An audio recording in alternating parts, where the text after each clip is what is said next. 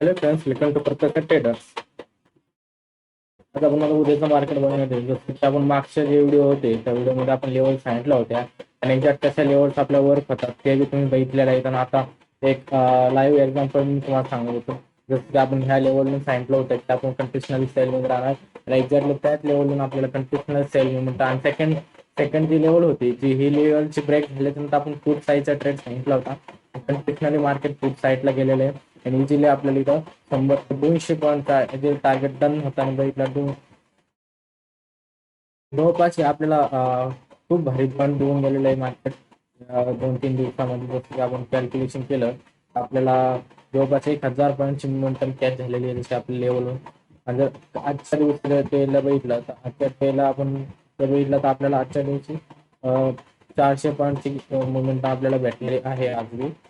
निफ्टीमध्ये जर बघितलं तर निफ्टीमध्ये बी सेम लेवल सांगितला होता. निफ्टीमध्ये बी इम्पॉर्टन्स लेवल सांगितलं होतं. ह्या पोझिशन आपल्याला सेलमध्ये कंटिशनल होतो, या पोझिशन सेलमध्ये होतो आणि हे बी लेवल आपल्यासाठी सेल होती. एक्झॅक्ट सेम पोझिशनवर एकदम ॲक्युरेट लेवल्स वर्क झालेला येतं. आणि जे बाकीच्या लेवल्स असतात त्याच्यावर बी आपण थोडं थोडं वर्क करणार आता. तर उद्याच्या मार्केटमध्ये जर बघितलं तर उद्या मार्केट कशा पद्धतीने वर्क करू शकते. तसं आपण थोडासा सॉर्स आपण US मार्केटून घेणार आहोत दररोज सारखं. तर आज बी आपण तेच करणार.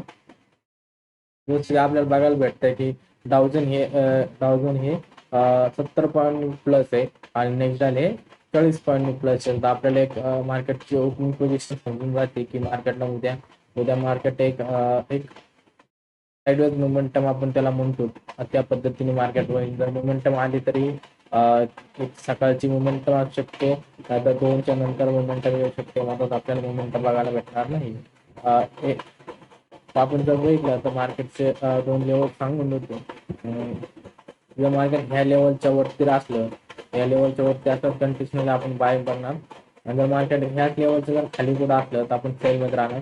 आणि एक पॉसिबिलिटी ह्या लेवलपासून मार्केट पिकअप घेईल आणि ह्या ज्या लेवलच्या खाली असलं तर आपण सेलमध्ये राहणार. या 2 निफ्टीच्या पोझिशन सांगितलेलं ज्याच्यावर आपण जे मागचे जाण्याला त्याच्यावर आपण वर्क केलेलं बाकीच्या ॲड नाही केलं.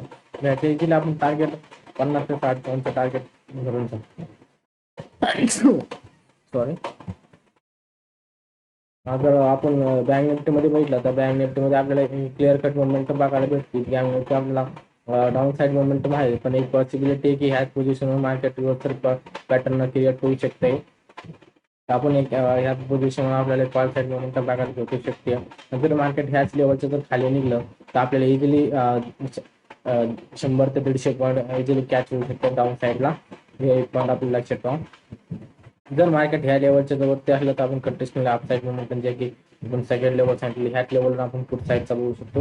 अदरवाईज आपण नाही बघणार. आणि हे जे लेवल सांगितले मी ह्या एक लेवल एक इम्पॉर्टंट लेवल आणि ह्या लेवलच्या खाली असलं तर आपण पुढ घेणार.